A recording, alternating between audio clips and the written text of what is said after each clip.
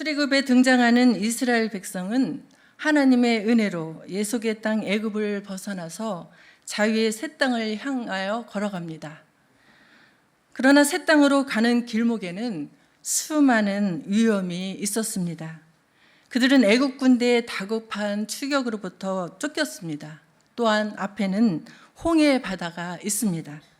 그러나 하나님의 도우심으로 애굽의 추격을 벗어나서 홍해 바다를 무사히 건넜습니다. 하지만 그 감격도 잠시일 뿐 그들은 마실 물이 없어서 참 고생했습니다. 그때마다 하나님의 개입으로 위기를 무사히 넘길 수 있었죠. 이렇게 이스라엘 백성이 자유로 향하는 그 여정은 정말 녹록지 않았습니다. 오늘의 본문은 이스라엘 백성이 우여곡절 끝에 신광야를 벗어나서 누비딤에 도착하여 겪은 일입니다. 고단한 광야길을 걸어왔던 이들은 매우 목이 말랐습니다. 요즘 날씨가 더워서 냉장고 문 열었다 닫았다 하시죠. 아무리 물을 마셔도 덥고 해갈되지 않습니다. 그런데 이 이스라엘 백성이 걸었던 그 사막의 길은 엄청 덥고 물도 없고 그늘도 없고 그랬던 곳입니다. 그러니 이렇게 물이 없으면 어떻겠어요? 굉장히 답답하고 힘들고 고통스럽고 갈증을 느꼈겠죠.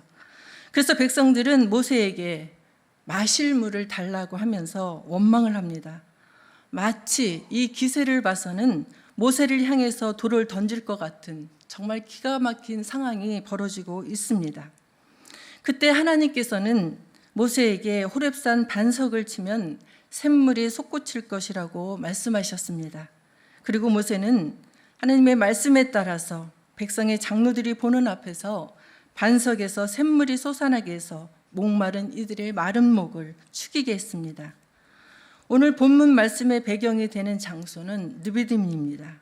이 누비딤이 어떤 곳이냐면 광야길을 걷던 이 이스라엘 백성이 마실 물이 없어서 하나님을 원망하며 의심했던 그런 곳입니다. 하나님이 정말 우리 가운데 계신가? 우리가 이렇게 힘든데 하나님은 정말 우리를 보호하고 계신가? 이렇게 의심했던 그곳입니다. 화가 난 모세가 지팡이로 바위를 쳐서 물을 만들어낸 그곳을 마사 또는 무리바라고 부르게 되었습니다. 그렇기 때문에 누비딤은 하나님이 함께 하시는가에 대해서 의심이 아주 가득했던 그런 장소입니다. 이런 사건이 있은 후에 오늘 본문을 시작하는 첫 단어가 그때에 라고 기록되어 있습니다. 그러니까 그때는 이스라엘 백성이 마실 물이 없어서 하나님께 불평을 터뜨리고 그분을 시험했던 그때입니다. 그때 이 아말렉족이 습격해 왔습니다. 우리가 살아가면서 원망하고 불평할 일이 참 많습니다. 그러나 그때마다 원망하고 불평하면 우리의 마음에 시험이 슬그머니 들어와 앉습니다. 이 아말렉은 자기들이 아주 소중하게 여기고 관리하고 있던 그 터전을 빼앗길까 봐 두려워서 이스라엘을 몰아내려고 공격했던 것입니다. 그렇지 않겠어요? 우리도 아끼고 소중한 것이 있으면 남에게 빼앗기지 않으려고 하죠. 이 아말렉 족속은 야곱의 형 에서의 후손들입니다.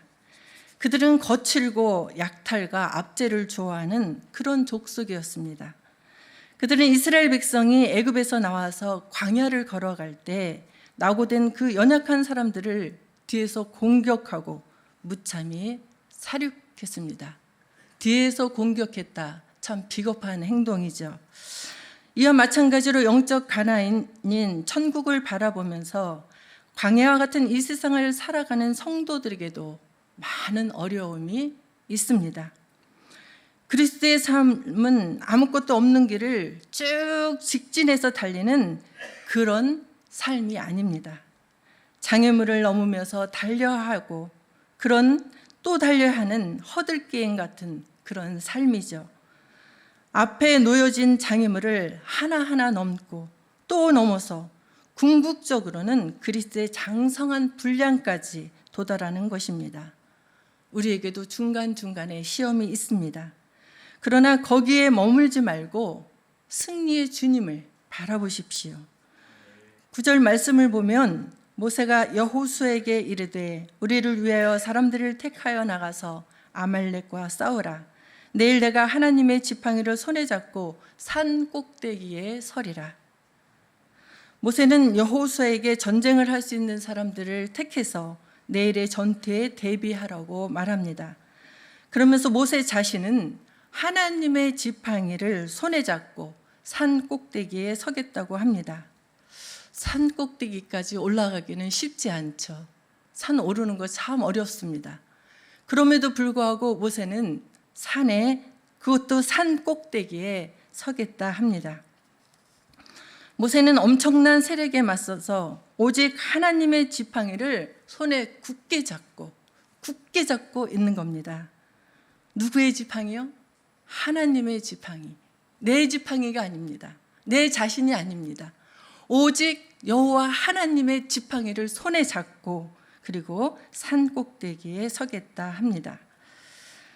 오직 하나님을 바라보면서 믿음을 가지고 섰다는 이야기입니다.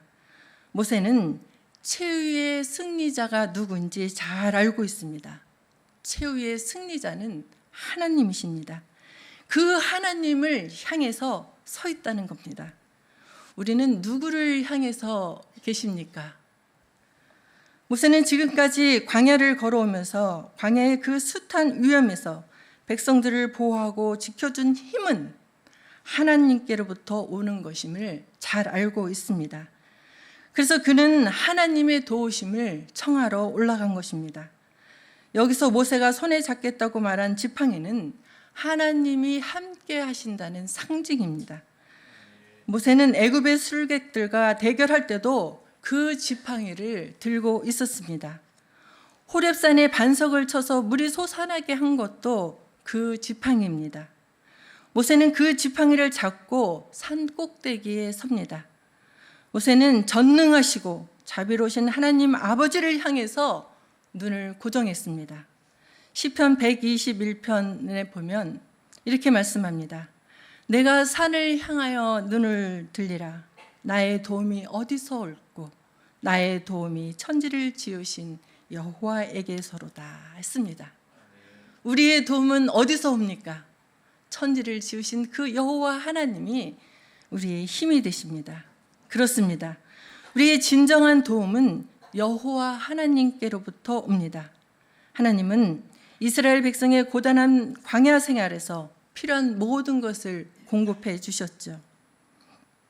배고프다고 하면 만나를 내려주셨습니다. 목이 마르다고 하면 반석에서 나온 생수를 마시게 했습니다. 고기가 먹고 싶다고 하면 고기를 주셨습니다. 하나님은 우리에게도 이렇게 좋은 것을 주시는 분이십니다. 좋으신 주님이 우리와 함께 하십니다. 이사야 41장 10절 말씀에 보면 우리에게 주신 축복의 말씀이 있습니다. 두려워하지 말라. 내가 너와 함께 함이라. 놀라지 말라. 나는 내 하나님이 됨이라. 내가 너를 굳세게 하리라. 참으로 너를 도와주리라. 참으로 나의 의로운 오른손으로 너를 붙들리라 하셨습니다. 이어서 오늘 본문 10절 말씀을 보면 여호수아는 모세의 말씀대로 전장에 나가서 아말렉과 싸웠고 모세는 아론과 훌을 데리고 산 꼭대기로 올라갔다고 말씀하고 있습니다. 여기서 우리는 아주 아름답게 협력하는 그 공동체를 볼 수가 있습니다. 여호수아는 그의 군사들이 하나님과 그들과 함께 계심을 확신했기에 아말렉 전투에 참여할 수 있었습니다. 모세는 하나님의 도우심을 구하기 위해서 산 꼭대기로 올라가신 것입니다. 우리가 어떤 일을 수행함에 있어서 하나님의 도우심을 구하는 기도와 더불어서 삶의 현장에서 실천을 병행하는 것이 참 중요합니다. 기도를 열심히 하는 신학생이 있었습니다. 이 학생은 밤낮 아주 열심히 기도를 합니다. 이 학생은 무슨 일이 있을 때마다 기도를 합니다. 히브리어 시험 전날입니다. 역시 이 학생은 산으로 올라갑니다. 하나님을 향해서 열심히 기도했습니다. 다음 날 시험지를 받아보니 어떻겠어요? 아는 것이 없었습니다. 순간에 학생은 또다시 기도했습니다. 순간적으로 지혜가 떠올랐습니다. 열심히 답을 적고 기쁨에 교실을 나왔습니다. 그 교수님이 답안지를 보니까 그 답안지에 이렇게 적혀 있습니다. 하나님께서 모든 것을 아십니다. 물론 답이 틀린 답은 아니지만 교수님의 입장이 참 난처해졌습니다. 그래서 교수님도 기도했습니다. 하나님께서 지혜를 주셨습니다. 다음날 시험지를 돌려받은 학생의 얼굴에는 기쁨이 사라졌습니다. 거기에는 이렇게 적혀 있었습니다. 모든 답을 알고 계시는 하나님은 100점, 그리고 학생은 아무것도 모르니 0점. 기도는 하나님을 의지하는 믿음의 고백이요, 또한 하나님을 전적으로 의지하는 삶의 실천입니다. 그러므로 기도는 반드시 삶 속에서 실천되어져야 하는 것입니다. 출애굽기 17장 11절과 12절에 모세가 손을 들면 이스라엘이 이기고 손을 내리면 아말렉이 이기더니 모세의 팔이 피곤하매 그들이 돌을 가져다가 모세 아래에 놓아 그가 그 위에 앉게 하고 아론과 훌이 한 사람은 이쪽에서 한 사람은 저쪽에서 모세의 손을 붙들어 올렸더니 그 손이 해가 지도록 내려오지 아니한지라 그랬습니다. 정말 이상하죠? 모세가 손을 들면 이스라엘이 이깁니다. 근데 피곤해져서 손이 내려지면 이스라엘이 집니다. 정말 이상한 일이 생긴 거죠? 자, 모세가 손을 들고 또 기도합니다. 그러면은 이스라엘이 이겼죠? 피곤해지면 당연히 내려오죠. 우리도 기도하다가 피곤해질 때가 있습니다. 그때 모세와 함께 올라온 아론과 훌은 넓적한 돌을 가져다가 그 위에 모세를 앉히고 양편에 모세의 팔을 붙들어 주었습니다. 모세에게는 이렇게 기도의 동역자가 있었습니다. 우리에게도 그런 동역자가 있으시죠? 내가 기도하다가 지치고 힘들 때 내 옆에서 나를 위해서 기도해 주는 분들, 그런 분들 계시죠? 그렇습니다. 우리가 홀로 이 십자가의 길을 걸어가기에는 참 어렵습니다. 하지만 함께 가는 동료들이 옆에 있다면 용기가 나지 않겠어요? 만날 때마다 반가운 사람들, 하나님이 계시다는 사실을 상기시켜주는 그 사람들이 있을 때 우리는 이 십자가의 길을 승리하며 걸어갈 수 있습니다. 이 팀을 우리 가정에서도 구성해 보지 않으시겠어요? 가정에서 아내가, 남편이, 자녀가 문제가 생길 때마다 함께 기도해주고 지치면 옆에서 후원해주고 지지해주고 그런 팀을 우리 가정에서 구성한다면 아마 우리 가정은 무척이나 행복해지고 변화될 것입니다. 아론과 훌은 동역자가 되어서 모세를 위해서 도와주고 기도했습니다. 그리고 여호수아는 전쟁터에서 전투를 수행했겠죠. 어떻게 됐습니까? 이렇게 협력하니까 이스라엘은 아말렉을 물리칠 수 있었던 것입니다. 신앙생활은 나 혼자 어렵습니다. 나 혼자 싸우는 것 같아도 우리 주님께서 함께 계시고 믿음의 사람들이 서로 응원하고 있습니다. 출애굽기 17장 15절과 16절에 보면 모세가 제단을 쌓고 그 이름을 여호와 니시라 하고 이르되 여호와께서 맹세하시기를 여호와가 아말렉과 더불어 대대로 싸우리라 하셨다 하였더라 했습니다. 그 이름을 여호와 니시, 즉 주님은 나의 승리의 깃발이라고 고백을 하고 있는 것입니다. 주님이 나의 승리의 깃발이 되십니다. 주님이 대대로 우리의 대적과 싸워서 승리를 주실 것입니다. 시편 20편 5절에 이렇게 말씀하십니다. 우리가 너의 승리로 말미암아 개가를 부르며 우리 하나님의 이름으로 우리의 깃발을 세우리니 여호와께서 네 모든 기도를 이루어 주시기를 원하노라.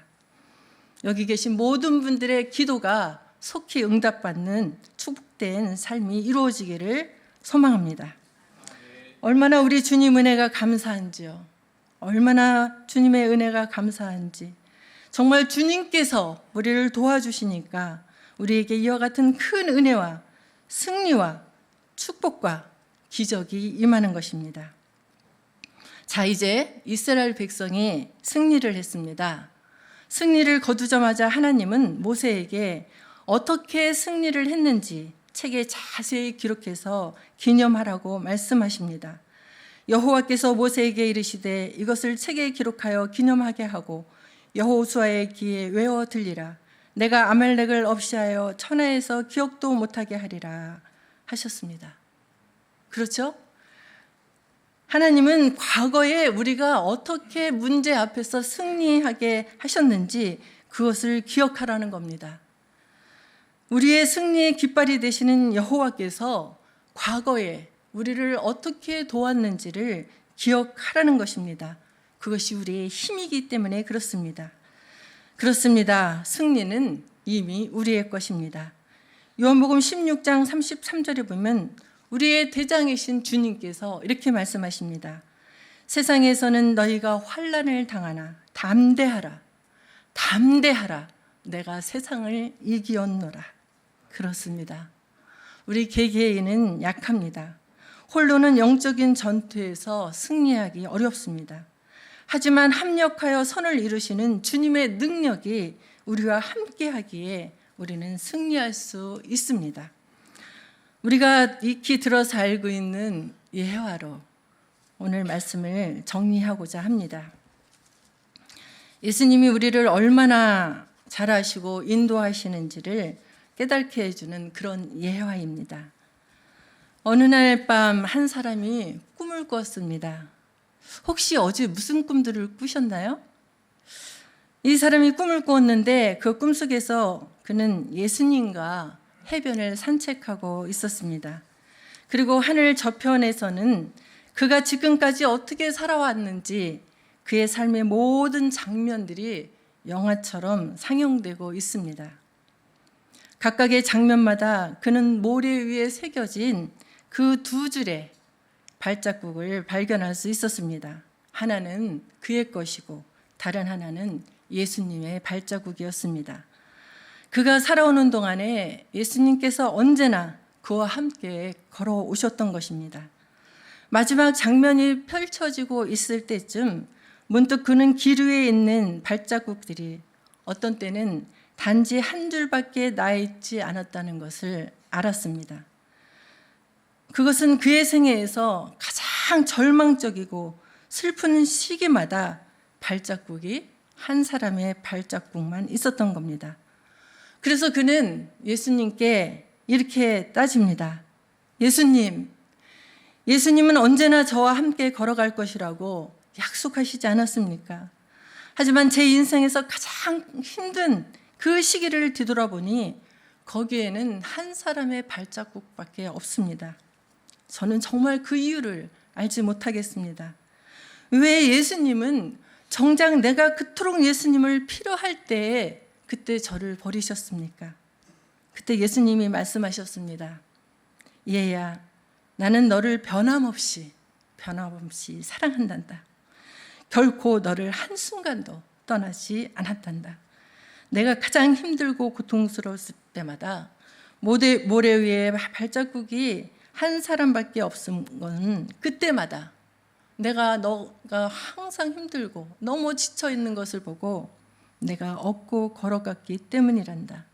그것은 바로 나의 발자국이란다. 우리는 때로 고난의 길을 혼자 걸어온 것처럼 생각할 때가 많습니다. 그래서 고난의 때의 발자국이 우리의 자신의 것인 줄 알고 있지만 사실은 그것은 십자가에서 죽기까지 우리를 사랑하신 예수님의 발자국이십니다. 우리 주 예수님은 어제나 오늘이나 영원토록 변함이 없으신 분이십니다. 승리의 깃발이 되시는 여호와 하나님은 나의 작은 신음에도 반응하시고 지켜주시는 그런 분이십니다. 신명기 1장 31절로 끝을 맺겠습니다. 광야에서도 너희가 당하였거니와 사람이 자기의 아들을 안는 것 같이 너희의 하나님 여호와께서 너희가 걸어온 길에서 너희를 아느사 이곳까지 이르게 하셨느니라. 아멘. 기도하시겠습니다. 사랑과 은혜가 풍성하신 하나님 아버지, 변함없이 우리를 사랑하시는 하나님을 찬양합니다. 우리의 기도를 들으시는 하나님을 찬양하며 모든 영광을 올려드립니다. 주님의 사랑에 감격하여 살아오는 저희 모두가 되도록 은혜를 충만하게 내려 주옵소서. 예수 그리스도의 이름으로 기도드리옵나이다. 아멘.